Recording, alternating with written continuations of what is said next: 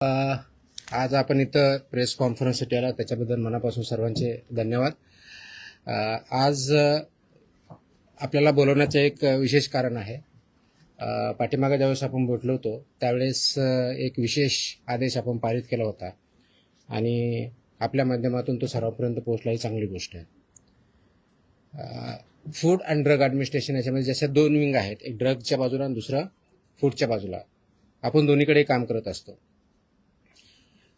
तर फूडवरती काम करताना एक लक्षात येतं आहे की आपल्याकडं जे रेग्युलेशन्स आहेत, म्हणजे food safety and standards authority act 2006, 2011चे नियम आणि त्या अनुषंगाने 2011 पासून आत्तापर्यंत वेगवेगळे स्टँडर्ड्स अँड रेग्युलेशन जे तयार झालेले आहेत आणि जे इम्प्लिमेंट करणं अपेक्षित आहे, त्याच्यासाठी एन्फोर्समेंट म्हणून किंवा इम्प्लिमेंटिंग ऑथॉरिटी म्हणून FDA महाराष्ट्रामध्ये फूड अँड ड्रग ॲडमिनिस्ट्रेशन यांची जबाबदारी आहे. त्या कायद्याअंतर्गत फूड सेफ्टी कमिशनर म्हणून मी काम करतो. इथे जे कोणी ह्या पदावरती व्यक्ती काम करतं तर फूड सेफ्टी म्हणून करतं. आणि म्हणून आपण जे अन्न या फूड या डेफिनेशन म्हणजे येतं ते सेफ असावं आणि ते हेल्दी असावं, हे दायित्व आणि हे इम्प्लिमेंट करण्याची जबाबदारी ही फूड सेफ्टी कमिशनर म्हणून या पदावरती आहे. आयुक्त फूड सेफ्टी कमिशनर राज्याचे जे असतात त्यांच्यावरती प्रत्येक राज्याच्या फूड सेफ्टी कमिशनरवरती आहे. या अनुषंगाने बघत असताना आपलं जे फूड आहे आणि आपण जे कन्झम्पशन करतो, म्हणजे प्रिपरेशन असेल, त्याचं प्रोसेसिंग असेल, त्याचं मॅन्युफॅक्चरिंग असेल आणि त्यांचं कन्झम्पशन असेल, ह्या सर्व स्टेजेसवरती स्टँडर्ड्स ठरलेले आहेत. म्हणजे कन्झम्पशन हे सेफ असावं म्हणून ते सगळी प्रोसेस तिथपर्यंत पाळायची असते. याचा एक महत्त्वाचा घटक जो सर्वात मेन अफेक्ट करतो, मॅन्युफॅक्चर तर आहेच, प्रोसेसर आहेत, पण सर्वात महत्त्वाचा आजच्या डेटला जर बघितला तर हॉटेल्स, रेस्टॉरंट्स, इटरीज, ऑनलाईन जे प्लॅटफॉर्म त्यांच्यामार्फत जे फूड दिलं जातं, विकलं जातं, नागरिकांपर्यंत दिलं जातं, हे स्टँडर्ड्स पाळतात की नाही पाळतात हा एक महत्त्वाचा इश्यू आहे. आणि याच्यासाठी खूप चांगल्या प्रकारचे रेग्युलेशन स्टँडर्ड्स हे फूड सेफ्टी ऑथॉरिटीने, गव्हर्नमेंट ऑफ इंडिया यांनी डिसाईड केलेले आहेत, वेळोवेळी डिक्लेअर केलेले आहे. त्याचं इम्प्लिमेंटेशन करणं हे अत्यंत गरजेचं आहे. त्या अनुषंगानं काल 23 जूनला मी एक आदेश पारित केलेले आहेत की ते आदेश आहेत हॉटेल्स, रेस्टॉरंट आणि इटरीज यांच्या बाबतीतल्या पाळावयाच्या ज्या गोष्टी आहेत, ज्या स्टँडर्ड्स आहेत, ज्या प्रोसेसेस आहेत, त्या पाळणं बंधनकारक आहे त्यांच्यावरती. तर त्यामध्ये जर बघितलं तर आम्ही ग्राहकांच्या आरोग्यासाठी, आरोग्य संरक्षणासाठी अन्न व औषध प्रशासन म्हणून एक महत्त्वाचा निर्णय, एक ऐतिहासिक निर्णय काल घेतलेला आहे आणि ते आदेश मी पारित केलेले आहे. हे काय आदेश आहे तर हे कंप्लायन्स ह्या इंडस्ट्रीनं, म्हणजे हॉटेल्स, रेस्टॉरंट, इटरीज हे जे आहे यांनी करायचे आहेत आणि त्यांचं एन्फोर्समेंट आपल्या मशिनरीमार्फत, म्हणजे आपली जी यंत्रणा आहे त्यांच्यामार्फत करायचं आहे. तर हे करण्यासाठी सुरक्षित अन्न, स्वच्छ आस्थापना आणि जबाबदार अन्न व्यावसायिक यांच्या बाबतीत आपण काही आदेश पारित केलेले आहेत. ते सर्वात महत्त्वाचं म्हणजे काय तर ते जे रेग्युलेशन्स आहेत ते रेग्युलेशन्स इम्प्लिमेंट करणं गरजेचं आहे. ते कोणते रेग्युलेशन्स आहेत तर पहिला आहे रजिस्ट्रेशन, अन्न व सुरक्षा मानके, अन्न व्यवसायाचे परवाने व नोंदणी 2011चे रेग्युलेशन्स आहेत. तर याच्या बाबतीत मोस्टली बऱ्यापैकी रजिस्ट्रेशन झालेलं आहे किंवा लायसन्स झालं. रजिस्ट्रेशन म्हणजे ज्यांचा टर्नओव्हर 1.5 कोटीच्या आत आहे तोपर्यंत रजिस्ट्रेशन, त्याच्यावरचे लायसन्सेस असतात. त्याचं इम्प्लिमेंटेशन काही प्रमाणात किंवा मोठ्या प्रमाणात झालेलं आहे.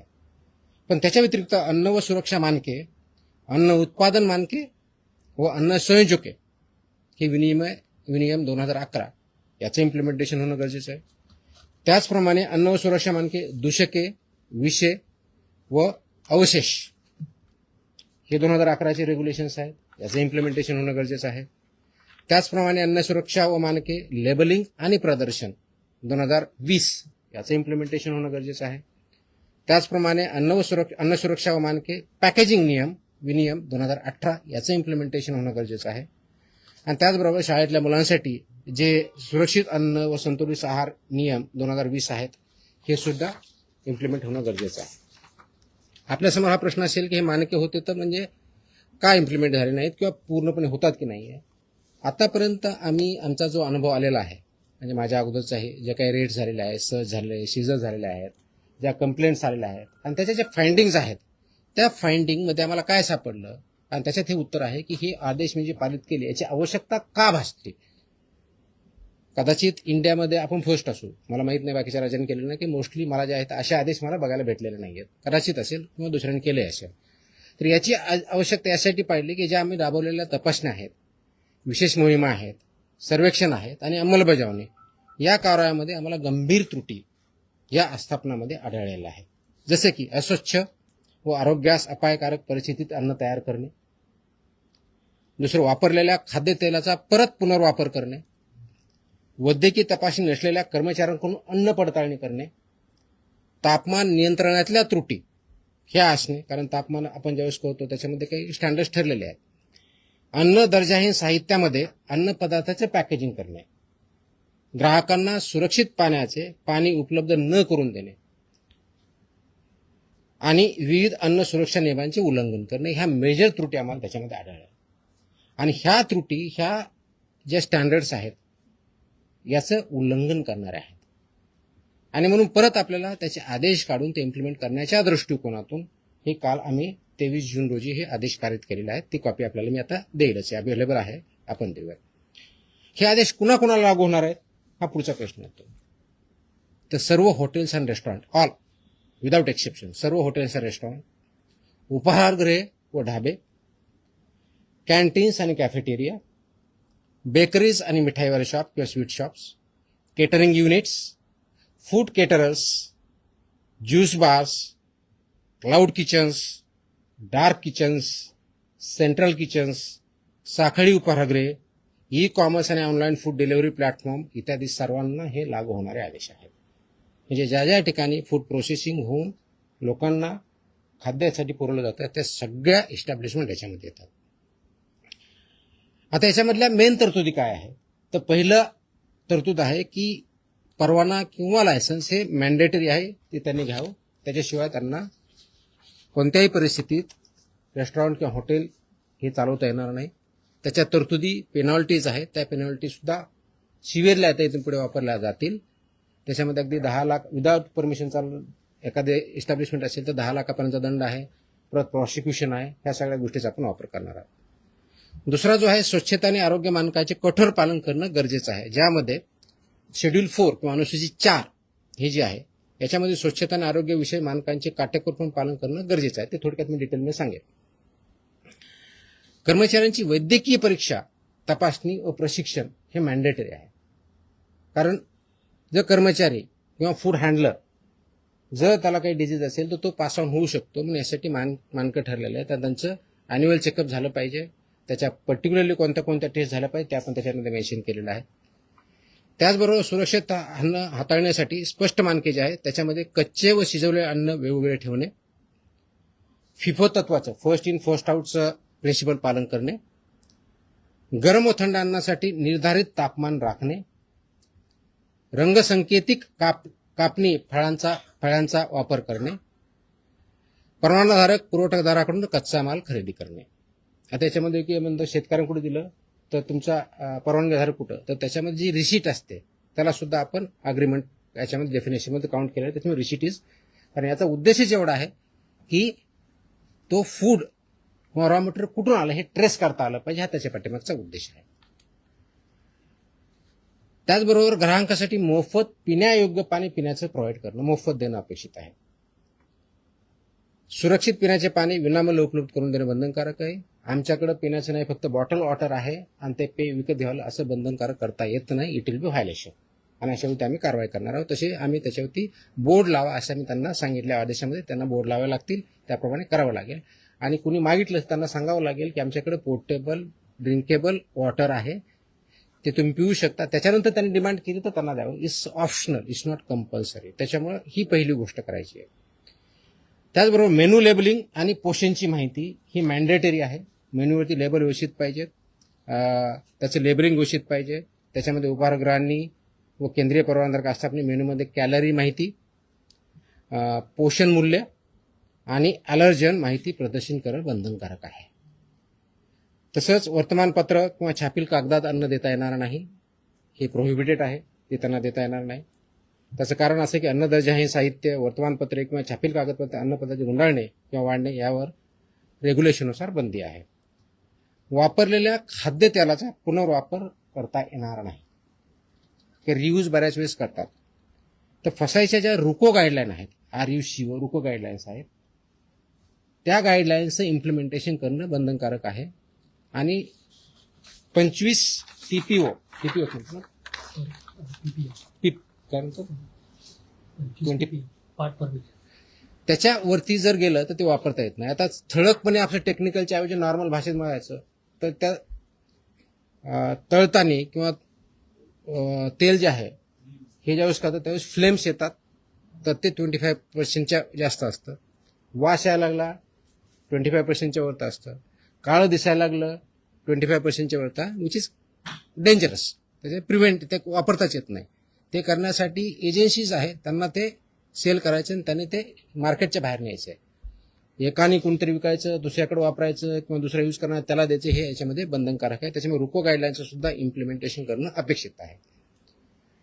9वी गोष्ट आहे की ऑनलाईन विक्री होणाऱ्या अन्नपदार्थावर परवाना क्रमांक प्रत्येक ठिकाणी लागेल, कॅलरीची माहिती लागेल, ॲलर्जींची माहिती लागेल, आणि जेवढे त्यांचे किचन असेल तर प्रत्येक किचनला इंडिव्हिज्युअल परवानग्या त्यांना घ्यावा लागेल. मोठ्या ज्या आस्थापना आहेत, पर्टिक्युलरली 50 करोडच्या वरच्या ज्यांचा टर्नओव्हर आहे, त्यांनी फसाईच्या मान्यताप्राप्त ज्या संस्था यांच्यापर्यंत पासून हे ऑडिट बंधनकारक आहे, त्यांना ऑडिट करून घेणं. इयरली त्यांनी ते मॅन्डेटरी ऑडिट पूर्ण सगळ्या प्रोसेसेसचं हे करणं अपेक्षित आहे. ह्याही गोष्टी आपण करतोय. तर हे करण्यासाठी काय आवश्यकता आहे, तर हे करत असताना आमचा उद्देश ह्या संस्थांना, हॉटेलधारकांना किंवा व्यावसायिकांना थ्रेट करणं नाही आहे. तर आमचा उद्देश आहे की प्रामाणिक व्यवसायांना संरक्षण द्यायचं आहे आणि नियमन करणाऱ्यावरती कठोर कारवाई करायची, हा आमचा उद्देश आहे. त्याचं कारण हे पूर्ण लाईफ नागरिकांच्या जीवनाशी हे पूर्णपणे निगडीत आहे. अगदी लहान बाळापासून तो वयोवृद्ध माणसापर्यंत याचा डेली संबंध येत असतो. आणि म्हणून फक्त हा केवळ एक कारवाईसाठी नसून राज्यातील प्रामाणिक व जबाबदार अन्न व्यवसायांना प्रोत्साहन देण्यासाठी सुद्धा आहे. नियमांचे पालन करणाऱ्या आस्थापनांना ग्राहकांचा विश्वास वाढेल आणि संपूर्ण क्षेत्राची गुणवत्ता उंचावेल, हा त्याच्या पाठीमागचा उद्देश आहे. आणि हे जर केलं नाही तर 2006च्या कायद्यातल्या आणि त्या अनुषंगाने जे रेग्युलेशन्स आले त्याच्या दंडात्मक प्रोव्हिजन्स आपण त्याच्यामध्ये वापर करणार आहोत. ही विशेष मोहीम आम्ही आत्ता चालू करतोय, पण हे कायमस्वरूपी राहणार आहे. म्हणजे सुरुवात आतापासून करतोय, एक स्पेशल ड्राईव्ह म्हणून काम करतोय, पण ही कायमस्वरूपी 12 महिने चालणारे मोहीम असणार आहे. आणि हे पूर्ण महाराष्ट्रभर सर्व सहायुक्त, सर्व FSO, सर्व जॉईंट कमिशनर कालच आम्ही आदेश दिलेले आहेत. आज मी थोडीशी विषय घेऊन त्यांना सांगितलेलं पण आहे. तर स्वच्छतेपासून, पिण्याच्या पाण्यापासून ते किचनपर्यंत सगळ्या गोष्टी होतील. हे करण्यासाठी कुणाला काही कंप्लेन आले तर आम्ही 4 त्यांना ऑप्शन्स दिलेले आहेत. आपला जो टोल फ्री नंबर आहे तो दिलेला आहे, फसाईचा टोल नंबर दिलेला आहे, फॉस्कॉस मोबाईल ॲप आहे, आणि संबंधित कार्यालयात सुद्धा किंवा मेलच्या माध्यमातून सुद्धा आपल्याला यामध्ये कंप्लेन करता येईल, ह्या दृष्टिकोन बघतोय. आता थोडक्याच डिटेल्स, कारण आपल्याला थोडं टेक्निकल जर वाटलं असेल तर उदाहरणार्थ म्हणून तुम्हाला काही बाबी सांगतो की अन्न व्यवसाय चालकांची कर्तव्य जबाबदाऱ्या काय काय असाव्या, त्याच्यामध्ये गोष्टी दिलेल्या आहेत. तर त्या बाबतीत बघितलं तर आरोग्यविषयक पद्धतीचे पालन करणे करताना विनियम 2.1.2 आहे. याच्यामध्ये केटरिंग कशी करावी हे पण ठरलेलं आहे. कार्यालयासाठी उत्तम स्वच्छता उत्पादन पद्धती कशी असावी हे पण ठरलेलं आहे. प्रत्येक पूर्वाभास लागू अशा तपशीलवार आवश्यकता अशा गाईडलाईन्स आहेत त्या पण ठरलेल्या आहेत. आता जस्ट एक तुम्हाला एक्झाम्पल घेऊन किचन कसं असावं याच्यामधील माहिती देतो. स्वयंपाकघर कसं असावं, सर्व अन्न तयार करण्यात येणाऱ्या ज्या आहेत त्या जागेच्या भिंती व फरशा ह्या टाईल्सच्या पाहिजेत. भिंत आणि फरशी म्हणजे खालची हे दोन्ही लागणार आहे. फक्त तुम्हाला खाली टाईल्स असून चालणार नाही, भिंतीला पण टाईल्स लागतात. त्या वॉशेबल असाव्या लागतात, कारण ते वॉश करता आलं पाहिजे. त्याच्यातून कोणत्याही प्रकारचं मिक्सचर होणार नाही, अडल्चरेशन होणार नाही किंवा पॉयझनस सबस्टन्सेस जाणार नाही, हे अपेक्षित आहे. ते अशोषक म्हणजे नॉन परमिएबल असावं, त्याच्यातून पाणी जाताना नाही हे बघावं लागणार आहे. त्याचबरोबर त्या धुण्यायोग्य असाव्यात हे असणं आहे. हे करताना पुरेशी हवा खेळती पाहिजे, तिथं यांत्रिक वायू विजन व निर्वातन प्रणाली बसवली पाहिजे, ज्याला एक्झॉस्ट आपण असं म्हणूया. त्याचबरोबर एक्झॉस्ट चिमणी असणं अपेक्षित आहे, किंवा हुड खाली करावीत असे अपेक्षित आहे. त्याचबरोबर कच्चा माल म्हणजे रॉ मटेरियल जे आहे ते त्यांनी स्वीकारण्यासाठी वेगळा सेक्शन, त्याचं प्रोसेसिंग किंवा तयारी करण्यासाठी वेगळा सेक्शन, स्वयंपाक तयार करण्यासाठी वेगळा सेक्शन आणि वाढण्यासाठी किंवा सर्व करण्यासाठी वेगळा सेक्शन असं त्या रेस्टॉरंट किंवा हॉटेलमध्ये मांडणी असणं अपेक्षित आहेत. कच्चे व शिजवलेले अन्न क्षेत्र हे भौतिक श्रेष्ठता वेगळे ठेवावे लागणार आहेत. शाकाहारी व मांसाहारी हे वेगळे ठेवावे लागणार आहेत. आणि त्याचबरोबर त्याला अनुक्रमे शाकाहारी असेल तर हिरवा रंग, मांसाहारी असेल तर लाल रंग असे तुम्हाला फलक तिथे ठेवावे लागणार आहेत. तर ह्या गोष्टी ह्या मॅन्डेटरी आहे, वेळोवेळी निर्देश दिले त्या दृष्टीनं आहे. आणि हे काम करत असताना स्वयंपाकगृहात प्रवेशद्वारी पाणी, द्रव साबण, टॉवेल, ड्रायर अशी व्यवस्था पूर्णपणे असणं अपेक्षित आहे. सो दॅट तिथं ज्यावेळेस कोणता ग्राहक जाईल तर त्याला ह्या गोष्टी अवेलेबल पाहिजेत, जेणेकरून जेवताना किंवा तिथलं फूड कंझ्युम करताना त्याला ती फॅसिलिटी असणं अपेक्षित आहे. त्याचबरोबर पेस्ट कंट्रोल हे मॅन्डेटरी आहे. हे एखादी एजन्सीवर त्यांनी टायअप करायचे आणि ती व्हॅलिड असली पाहिजे, रजिस्टर्ड असली पाहिजे, अशाच एजन्सी ती डिप्लॉय करायच्या. त्यांनी पेस्ट कंट्रोल रेग्युलरली करून घ्यायचं. हे करत असताना कीटकमुक्त परिस्थिती राखण्यासाठी पुरेशा नियतकालिक अंतराने कीटक नियंत्रण म्हणजे पेस्ट कंट्रोलचे जे मेजर्स आहे ते करणं अपेक्षित आहे. त्याचबरोबर अन्न तयारी क्षेत्रात इलेक्ट्रॉनिक फ्लाय ट्रॅप बसवावेत, त्याची साठवण, अन्नाच्या ठिकाणी उंदीर, झुरळे, माशांचा प्रादुर्भाव शून्य असला पाहिजे. ते कोणत्याही परिस्थितीत ऍक्सेप्ट होऊ शकत नाही. It's absolutely not acceptable as per the rules and regulations. तर हे एक उदाहरण म्हणून आहे. याची ऑर्डरमध्ये मी सगळ्या गोष्टी दिल्या ज्या 10च्या आसपास गोष्टी आहेत.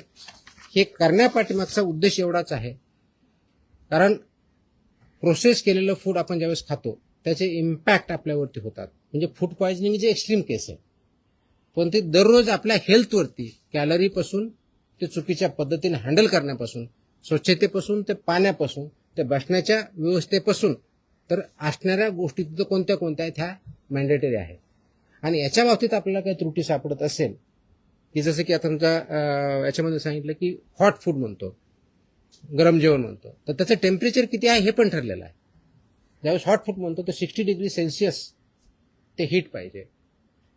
तुम्ही म्हणलं की कोल्ड तर 4 डिग्री सेल्सिअसचं पाहिजे. तुम्ही म्हणलं फ्रोझन तर -18 डिग्री सेल्सिअसचं पाहिजे. तर ह्या मॅन्डेटरी गाईडलाईन आहेत.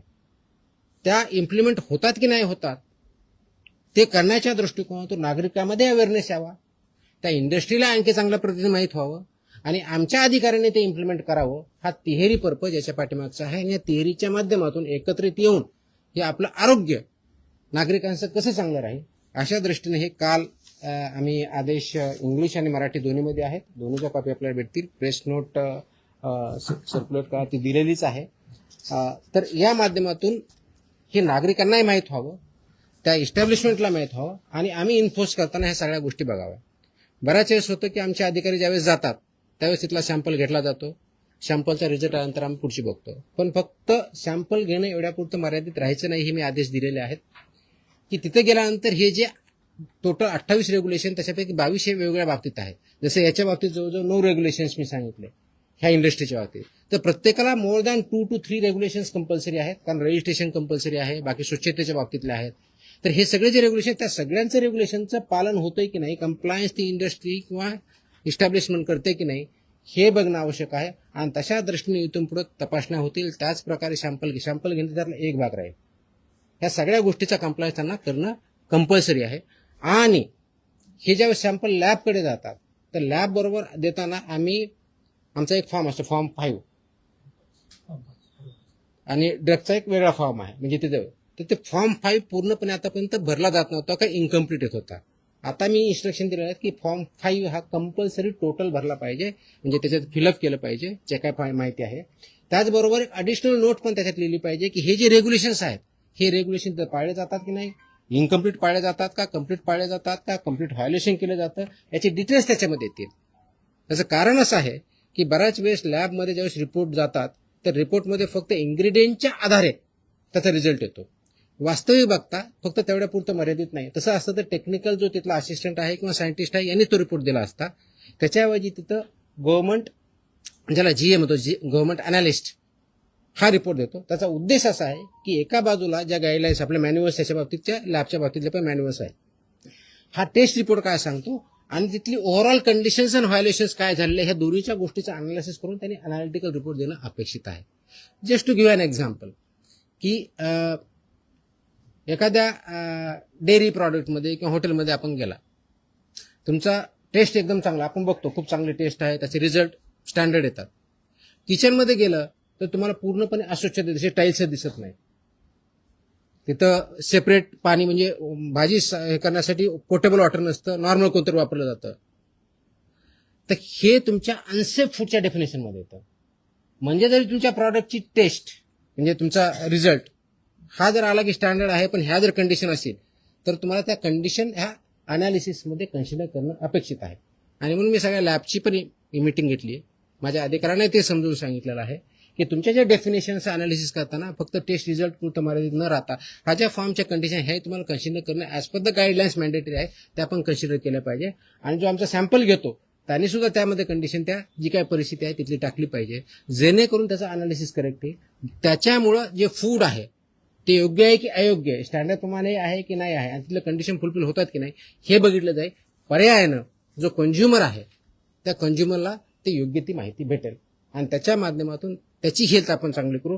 म्हणून उद्देश आपण जो ठेवलेला आहे की पूर्णपणे नागरिकांचं आरोग्य हे चांगलं राहो अशा दृष्टिकोनातून आपण ते काम करतो. आणि म्हणून ह्या मोहिमेला आम्ही नावच दिलेलं आहे की काय म्हणतात त्याला, सुरक्षित अन्न निरोगी महाराष्ट्र किंवा सुरक्षित महाराष्ट्र अशा दृष्टीचं हे मोहीम आहे. ती परमनंट राहणार आहे. आणि माझी ही विनंती आहे, आवाहन आहे या इंडस्ट्रीला की प्लीज फॉलो ह्या सगळ्या ज्या गाईडलाईन्स आहे, स्टँडर्ड्स आहे ते फॉलो करा. याचा कंप्लायन्स केलं तर you don't have anything to fear, but if you don't follow it you have nowhere to hide. अशा दृष्टीचे आदेश पारित झालेले आहेत. मला वाटतं की याचा इम्पॅक्ट डेफिनेटली होईल आणि ते इम्प्लिमेंटेशन करण्याच्या दृष्टिकोनातून FDA अक्रॉस महाराष्ट्र काम करत आहे. थँक्यू.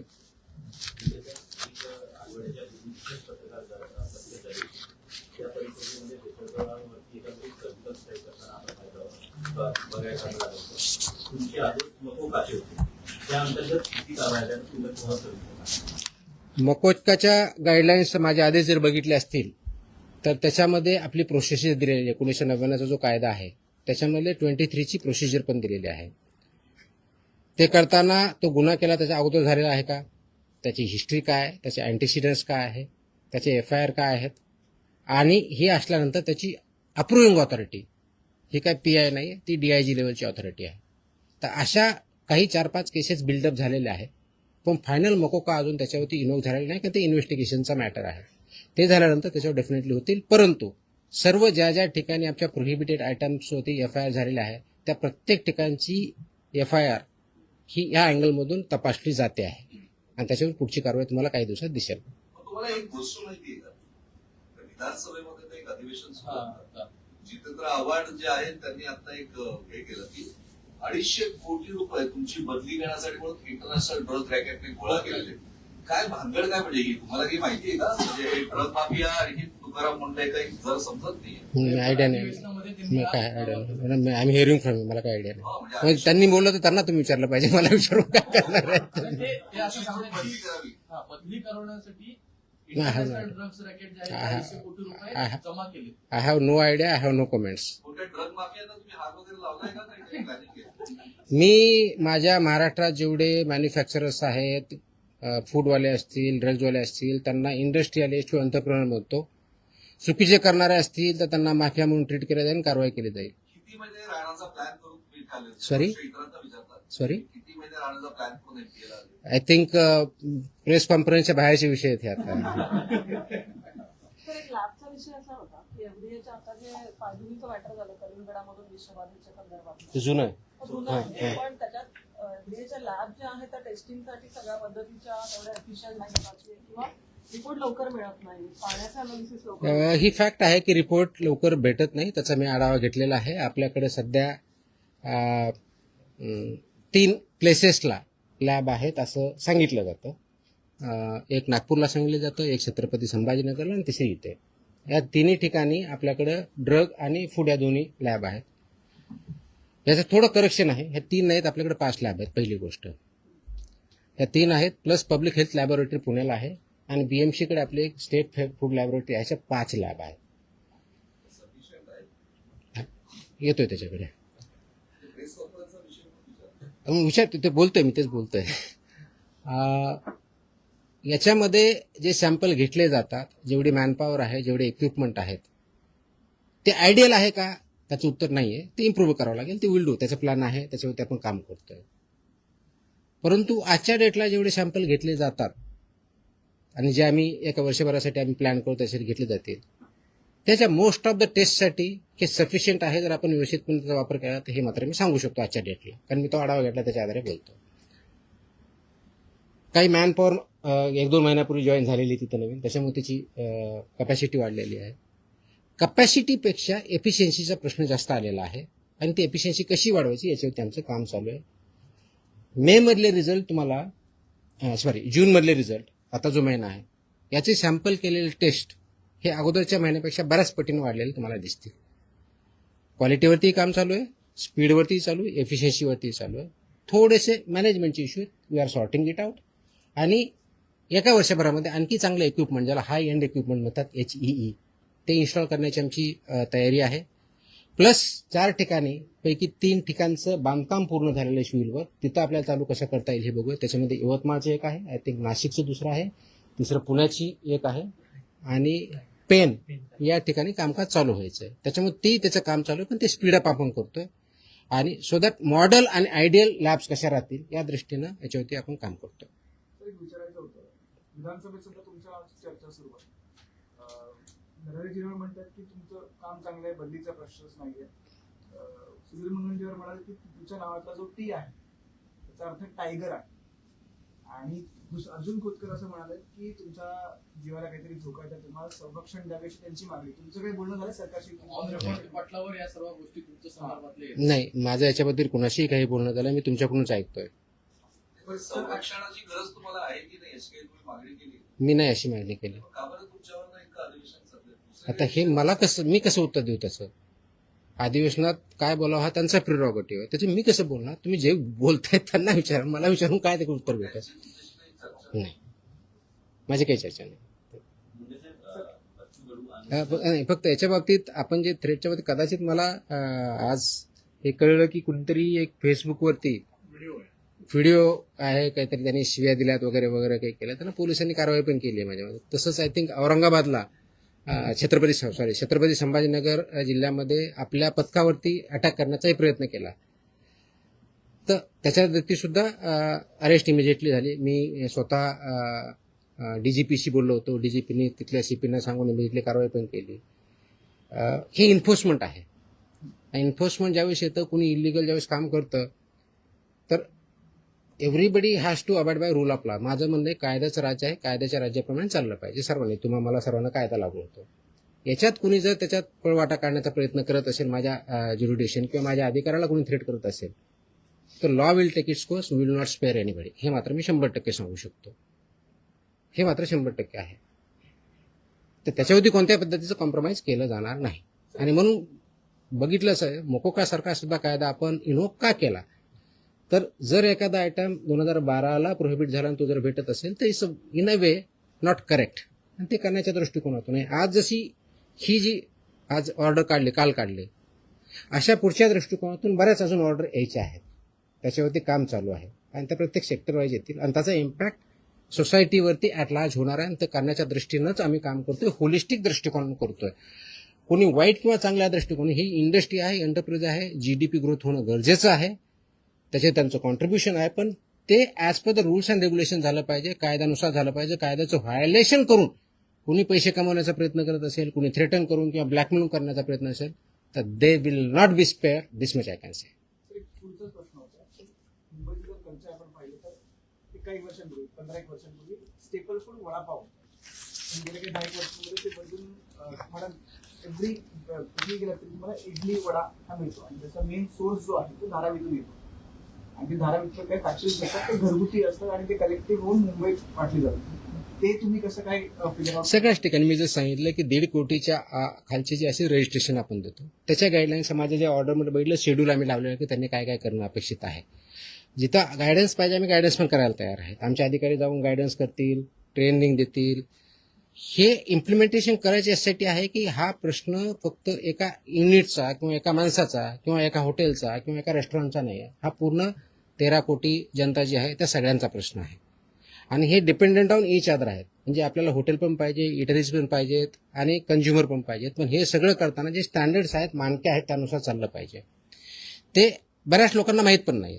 आता ते माहीत होण्याचा उद्देश की ठीक आहे कायदा आहे, रेग्युलेशन्स आहेत, आपल्या काय वेबसाईटवरती अवेलेबल आहेत, पण तेच लोकांपर्यंत पोहोचण्याचा एक उद्देश. आणि जे याच्यामध्ये बिझनेस आहेत, एबीयूज ज्याला म्हणतो आपण, फूड बिझनेस ऑपरेटर्स, त्यांना सुद्धा माहिती इंग्लिश आणि मराठी, म्हणून ती ऑर्डर कॉम्प्रिहेन्सिव्ह दृष्ट्या मी काढली. आणि नाही केलं तर त्याचे कंप्लायन्सची पेनॉल्टी तुम्हाला जस्ट आपल्या माहितीसाठी म्हणून एक थोडक्यात तो मला एक सांगायचं होता पण विसरून गेला. तर याच्यामध्ये जर बघितलं तर एक आहे की दंड, खटला व शिक्षा हे एक प्रोव्हिजन याच्या पानावरती दिलेलं आहे. त्याच्यामध्ये काय आहे, फॉर एक्झाम्पल असुरक्षित अन्न जर असेल, आरोग्यास हानिकारक जे ठरलेलं, तर मृत्यू झाला तर 7 वर्षापेक्षा कमी नाही व आजन्म कारावासापर्यंत एवढी सजा त्याच्यामध्ये आहे. आणि 10 लाख रुपये दंड. हे अनसेफ फूड. आता अनसेफ फूडची डेफिनेशन मी आता थोडक्यात तुम्हाला सांगितली. अस्वच्छता आली तर अनसेफ फूड येऊ शकतं. दुसरं, गंभीर दुखापत झाली, इंजरी झाली, तर 6 वर्षापर्यंत कारावास आणि 5 लाखापर्यंतचा दंड आहे. गंभीर नसलेली दुखापत झाल्यास 1 वर्षापर्यंतचा कारावास आणि 3 लाखपर्यंतचा दंड आहे. दुखापत न झाल्यास 3 महिन्यापर्यंतचा कारावास व 3 लाख रुपयापर्यंतचा दंड आहे. त्याचबरोबर आता जो एक मुद्दा आला आहे की अधिकाऱ्यांचं काय, तर अन्न सुरक्षा अधिकाऱ्यास, ज्याला FSO म्हणतो, जो बेसिक ऑथॉरिटी आहे, अडथळा अथवा त्याची तोतयागिरी कुणी केली तर त्याला 3 महिन्यापर्यंतचा कारावास आणि 1 लाख रुपयापर्यंतचा दंड हे त्याच्यामधलं प्रोव्हिजन आहे. हे तर मला कारावासाच्या बाबतीत सांगितले. फक्त दंडनीय अपराधाच्या बाबतीत काय, दिशाभूल करणारी जाहिरात, आता खोटा दावा 10 लाखापर्यंत दंड, वैध परवानाशिवाय व्यवसाय करणे 10 लाखापर्यंत, विदाऊट लायसन्स 10 लाख रुपयाचा दंड, अवमानक म्हणजे सबस्टँडर्ड अन्न उत्पादन, साठवण, विक्री अथवा सेवा 5 लाख रुपयाचा दंड, चुकीचे नामकरण असलेले ज्याला मिसलेबलिंग म्हणतो ते 3 लाख रुपयापर्यंत दंड, प्राधिकृत अधिकाऱ्यांच्या निर्देशांचे पालन न करणे 2 लाखापर्यंतचा दंड, अन्नाची अस्वच्छ अथवा अनारोग्यकारक प्रक्रिया व तयारी 1 लाखापर्यंतचा दंड.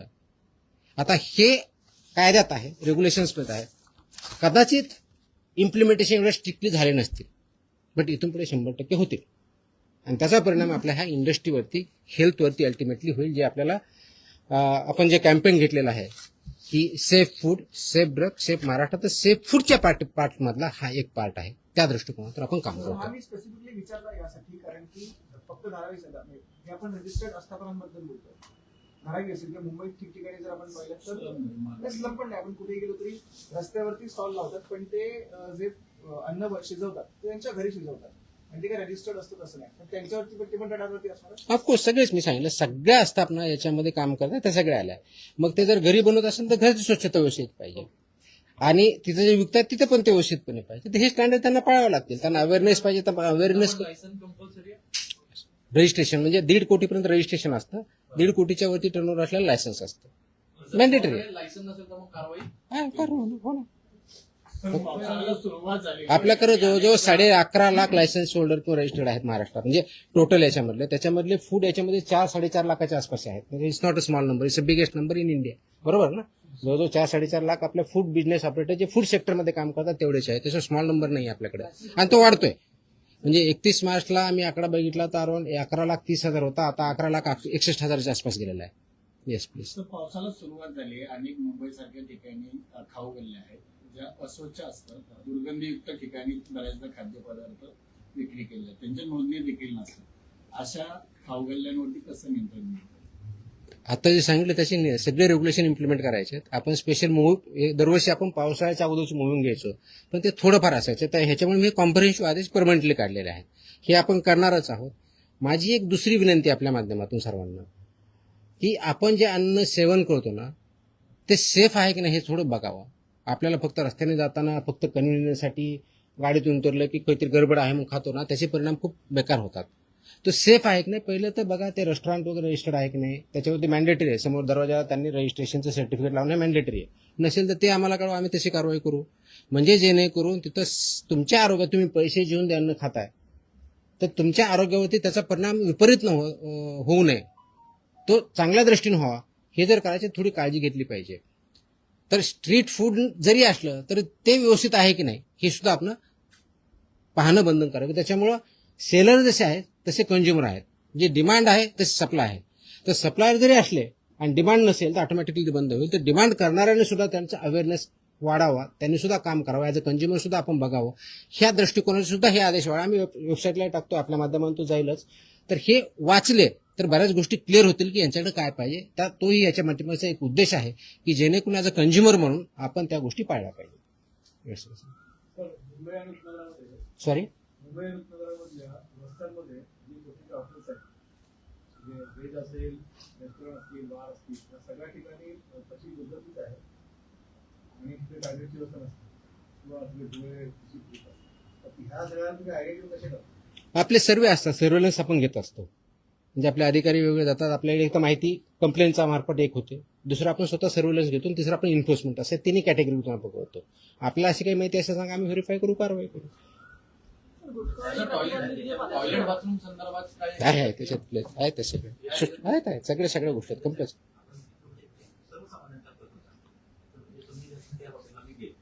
तिथं बोर्ड तर नसतो स्वागतम सुस्वागतम चांगला मोठ्या याच्यामध्ये आणि त्यांचं नाव असतं पण सर्वसामान्यांना प्रश्न हाच पडतो मी लगेच तक्रार करतो पण त्याच्यावरती कारवाई कशी होते काय होते काय कळत नाही कारवाई कुठं करायची सर्वात मोठा प्रश्न तक्रार कुठं करायची आताच मी सांगितलं नंबर म्हणा किंवा इथं हा आता परत सांगतो मी घेऊन असं आहे की दादा ईस्ट मध्ये एवढे छोटे ऑफिस आहेत तिकडे अत्यंत जी अवस्था जी आहे ती वाईट आहे करू आम्ही सगळे जे कोणते असतील सगळ्यावरती करू काहीच अडचण नाही हीच अवस्था सगळ्या ठिकाणी आहे पण दादा कंप्लेंटच्या बाबतीत मी सांगितलं आपल्याला 4 ऑप्शन दिलेले आहेत आणि काही दिवसामध्ये पुढच्या आठवड्यापासून आम्ही एक आता आजच आम्ही टेस्ट केलेली आहे वेब लिंक तयार केलेली आहे त्याच्यामुळे तुम्हाला त्याच्यावर डाउनलोड केले की मोबाईलवरून करता येईल एवढी व्यवस्था केली पण त्याला एक 8-1 दिवस लागतील आणखी कारण ते टेस्टिंग अधिकारी टेस्टिंग करतायत त्याच्यावरती ट्रायल चालू आहे ड्राय रन चालू सध्या एक 8-1 दिवसामध्ये ते पण लागेल आपल्याला हेल्पला म्हणजे ज्याला टोल फ्री नंबर आहे 1800-222-365 हा आमचा इथला आहे टोल फ्री नंबर 24 तास चालू असतो आपल्याला 24 तासमध्ये ते येतात फसाईचा टोल फ्री नंबर आहे 1800-114000 याच्यावरती आपण करू शकता फॉस्कासचा मोबाईल ॲप आहे आपण डाउनलोड करू शकता त्याच्यावरती करू शकता किंवा ईमेलच्या आधारे आपल्या कार्यालय करू शकता किंवा फिजिकली देऊ शकता एवढे 5 मीन्स आजच्या डेटला अवेलेबल आहेत आणि 6वा जो आपला जो वेब लिंक करतोय पुढच्या 1 आठवड्यामध्ये येईल कारण हे जे आहेत हे मोस्टली आपल्याला फूडसाठी अवेलेबल आहे ड्रगसाठी जर करायचे असेल त्यासाठी वेगळं नाही म्हणून आम्ही ते वेब लिंक करतोय मोबाईलवर डाउनलोड केली की ते AI इनेबल्ड आहे त्याच्यामुळे तुम्हाला तो प्रश्न विचारणार काय ते करत जाणार आणि त्या दृष्टीनं म्हणजे बोलता येतं किंवा टाईप करता येतं दोन्ही ऑप्शन आम्ही देणार आहोत जेणेकरून ते आमच्यापर्यंत येईल आम्ही ते ऑटोमॅटिक असाइन करू आणि त्याचा डॅशबोर्ड मला पण बघता येईल त्या अधिकाऱ्याला बघता येईल किती आल्या कुणाकडे गेल्या किती पेंडिंग आहे किती दिवसापासून पेंडिंग आहे everything will be there it is there we are establishing the system त्या संदर्भात तुम्ही खूप मोठी कारवाई करत आहात तर त्या संदर्भात काही माहिती द्या की किती जणांवर याचा कारवाई झाली किती जण मला वाटलं आज खूप जास्त होईल माझ्याकडे डेटा आहे उद्या तुम्हाला त्याच्याबद्दलची 1 महिन्यामध्ये जेवढ्या कारवाया झाल्यात कारण उद्या 1 महिना पूर्ण होतो त्या दृष्टीने परिपूर्ण नोट गुटख्याच्या बाबतीतली असेल नॉन गुटख्याच्या बाबतीतली असेल ड्रगच्या बाबतीतली असेल आणि ते मेजर आकडा आहे मी देईल सॉरी अरे यार लास्ट टाइम आपने वो ही वायरल किया मुझे हिंदी अच्छी नहीं वही वायरल हो गया आपने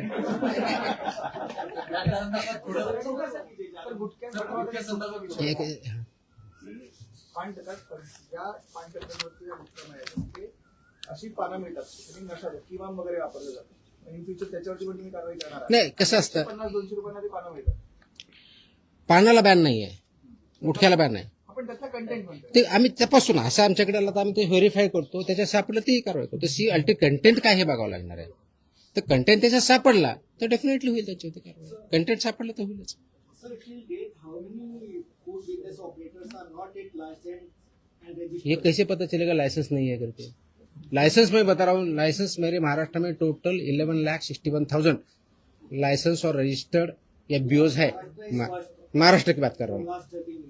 But अभी अवेयरनेस क्रिएट नहीं होता है अभी licensing or registration बढ़ रहा है, चालू है ना, ऑनलाइन ही है। How many people are still like 80% हो चुका है? अरे ऐसे कैसे बता पाएंगे? वो मेरे पास एस्टिमेट होता तो सब नहीं कर लेता मैं। एस्टिमेट कितना बाकी है कैसे बोल सकते हैं? तो जो इन्फॉर्मेशन आएगी अवेयरनेस क्रिएटर उतना बढ़ते जाएगा। सर फूडमध्ये फूड पॉइझनिंग हा मुद्दा आहे. खिचडीमध्ये असेल किंवा हॉटेलमध्ये असेल, हा आता खूप क्रुशियल आहे. आणि Yes. वरचेवर होतो. Yes. लोकांना 2-1 दिवस पोटात दुखतं मग लोकांना की आपण बरे झालो, पण खूप सिरियस कन्सर्न आहे. येस, तर त्याच्या ज्या टेस्टिंगची जी मेथोडॉलॉजी आहे त्या पद्धतीने आपण फूड पॉइझनिंग अशी काही टेस्टिंग नसेल, शेवटी फूड टेस्ट करायचं असतं आणि ते वेगळे टेस्ट असतात.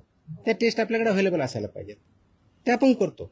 हा food poisoning is basically unsafe food असेल तर मोस्टली फूड पॉइझनिंग. पॉइझनिंगच्या संदर्भामध्ये टेस्टिंग करण्याची लागते. नाही पॉइझनिंगचं टेस्टिंग नसतं, ते फूडचं टेस्टिंग असतं. फूड मधल्या पॉइझनिंग ते असतं, आपण टेस्ट करतो ना, आपण टेस्ट करतो, फूडच टेस्ट करतो असतो. त्याचे जे काही इन्ग्रेडियंट त्याप्रमाणे आहेत, स्टँडर्ड प्रमाणे आहेत नाही हेच बघत असतो.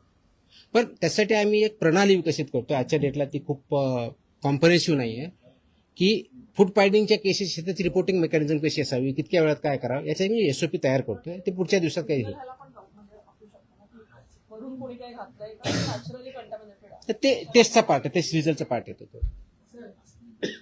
जे लोक आतापर्यंत नोंदणी केली नाही त्यांना काय आव्हान? ज्यांनी नोंदणी केलेली नाही त्यांना एकतर बिझनेस बंद करावा लागेल किंवा नोंदणी करून काम करावं लागेल.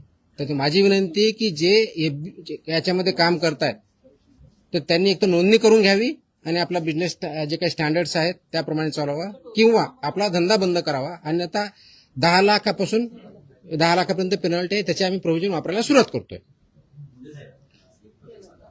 आता तुमचे खूप जास्त प्रश्न होत आहेत. तुम्ही 1 महिना झाला म्हणतात जवळपास तुमची होऊन. तुम्हाला काय वाटतं पहिले जे आयुक्त निवडून आले होते काही त्रुटी राहत होते काय करायचे? कारण की तुम्ही आल्याच्या नंतर जे FDA एवढं अनालिटिकल स्किल माझ्याकडे नाही, ते तुमच्याकडे आहे. तुम्ही विचारा आणि तुम्ही त्याची उत्तर द्या. आप यहाँ पे कोई पूछ रहे थे. हाँ हाँ हम सब जब एफडीए में काम करते हैं तो फूड और ड्रग सेक्टर में काम करते हैं. एफडीए ये रेगुलेटर है और उसमें फूड का हर आदमी का कांटेक्ट आता है बचपन से लेके बुढ़ापे तक. और फूड का सबसे ज़्यादा आजकल जो कांटेक्ट आता है जो हम खाते हैं वो होटल रेस्टोरेंट ये सब में आता है. इसके लिए रेगुलेशंस है, स्टैंडर्ड्स है, वो इम्प्लीमेंटेशन होने चाहिए. वो छोटा सा रेस्टोरेंट हो या स्टार होटल हो, ये सब के लिए स्टैंडर्ड 2011 से अब तक आए हुए हैं. 2020 2026 के भी कुछ आए हैं कि जैसे कि आपके जो इंस्ट्रूमेंट सब्जी काटने वाले कौन से होने चाहिए, स्टेनलेस स्टील का क्या चाहिए, ये सब इसमें पैकेजिंग का मटेरियल चाहिए, फूड ग्रेड वाला चाहिए, नॉन फूड ग्रेड वाला चाहिए, ये सब डिसाइडेड है. लेकिन हमने जो महाराष्ट्र में पाया है कि जो हम सर्वेलेंस करते हैं, इन्फोर्समेंट एक्टिविटी लेते हैं, जो कंप्लेन आते हैं वो हम चेक करते हैं, तो उसमें काफ़ी हद तक ये वायलेशन पाए गए हैं कि जो फूड स्टैंडर्ड्स है अलग अलग उसका पालन नहीं किया जाता है. वो जो फूड स्टैंडर्ड्स है वो सेफ्टी के हिसाब से हो, सैनिटेशन के हिसाब से हो, वहाँ के फूड हैंडलर्स हो, वाटर बॉटल की मतलब पानी फ्री में जो पोर्टेबल देना चाहिए वो हो, या लाइसेंस नहीं है या लाइसेंस वहाँ दिखाया नहीं जाता ये हो, ये सब के जो रेगुलेशंस हो इम्प्लीमेंटेशन करना जरूरी है. इसलिए 23 जून को कल मैंने as a food safety commissioner Maharashtra बोल के कुछ आदेश पारित किए हैं. ये that is regarding hotels, restaurants and eateries. इन्होंने जो स्टैंडर्ड्स इम्प्लीमेंट करना है उसके हिसाब से हमने किए हैं. ये जो कंप्लाई नहीं करेगा उनके ऊपर सख्त कार्रवाई ये फसाई के जो रेगुलेशंस है और उसके अंदर जो स्टैंडर्ड्स है उसके हिसाब से की जाएगी. जैसे फॉर एग्जांपल अगर कोई अनरजिस्टर्ड या अनलाइसेंस भी वो काम कर रहा है तो उसको 10 लाख तक की पेनल्टी है. अनसेफ फूड अगर कोई बना रहा है, प्रोसेस कर रहा है या सेल कर रहा है तो उनको लाइफ इम्प्रिजनमेंट तक और 10 लाख तक पेनल्टी हो सकती है. इसका इम्प्लीमेंटेशन इसके आगे बहुत सख्त तरीके से होगा. ये मेरी विनंती है, मेरा एक आह्वान है कि जो इंडस्ट्री इसमें है सबने इसका कंप्लायंस करना चाहिए. और मेरे ऑफिसर को मैंने सख्त ताकीद दी है कि ये सब इम्प्लीमेंटेशन कंप्लीट होगा, कॉम्प्रिहेंसिव होगा. अब तक जाके सिर्फ सैंपल लेके जो आते थे उतना नहीं होगा. उसके सिवा सब जितने रेगुलेशंस है वो सब रेगुलेशन इम्प्लीमेंट हो रहे कि नहीं हो रहे उसका रिपोर्ट सैंपल के साथ आएगा और उसी हिसाब से सैंपल का टेस्टिंग भी होगा, रिजल्ट भी होगा. इसका उद्देश्य है कि जो जेन्युइन बिजनेसेस है उनको कोई फियर करने की जरूरत नहीं है, डरने की जरूरत नहीं है। जो नॉन जेन्युइन है उनको बिल्कुल डरने की, छुपने के लिए जगह भी नहीं मिलेगी। इसका अंतिम उद्देश्य है कि जो ह्यूमंस है, जो सिटीजन्स है महाराष्ट्र के और बाहर से जो यहाँ आते हैं, वो जो फूड खाते हैं वो फूड पूरा तरीके से सेफ हो, सिक्योर हो, जिसकी वजह से आपकी हेल्थ अच्छी रहे, इम्प्रूव हो, ना कि उसके वजह से आपको फूड पॉइजनिंग या आप उसके वजह से आपको पता नहीं, इसकी वजह से उसका आपका एडवर्स इम्पैक्ट हो। इसीलिए ये आदेश जारी किए हैं, इसका इम्प्लीमेंटेशन चालू हो चुका है। ई कॉमर्स वाले हैं जो सब ई कॉमर्स भी आया, प्लेटफॉर्म भी आया, डार्क किचन भी आया, चेन वाले भी आए, सब इसमें आए हैं। आपको जो ऑर्डर है उसमें लिखा है। अब तक कितने सर्टिफिकेट दिए गए हैं, मतलब उसको लेकर महाराष्ट्र गवर्नमेंट? अब तक एफबीओ के टोटल लगभग 11,60,000 के आसपास लाइसेंस रजिस्टर्ड एफबीओज है। उसमें से जो food industry particularly hotel restaurants इसमें जो है तो 4 लाख से ज़्यादा है, तो काफ़ी बड़ा नंबर है। लेकिन उसमें हम काम करेंगे, कंप्लायंस करेंगे और लोगों की हेल्थ बढ़ाएंगे। It's already started, it's already in existence. So that's what we have taken a special drive. वो आज कल से चालू होगा स्पेशल ड्राइव इंस्पेक्शन का, उसमें सभी देखा जाएगा। सो मेरा ये मानना है कि जो इसमें कंप्लाई कर रहे हैं उनको कोई जरूरत नहीं है, जो कंप्लाई नहीं करे प्लीज कंप्लाई करे, तब तक आपका जो भी बिजनेस है बंद रखे, कंप्लाई करके आपका चालू करें। सर हॉटेल्समध्ये जे फूड सर्व केले जातं त्याला काही नियमावली आहे की तेच तर सांगितलं आतापर्यंत। क्वांटिटी संदर्भात नाही ना क्वांटिटी किती द्यावी हे हॉटेल आणि त्यांचं मिनिमम क्वांटिटी वगैरे असं काय? Okay, thank you.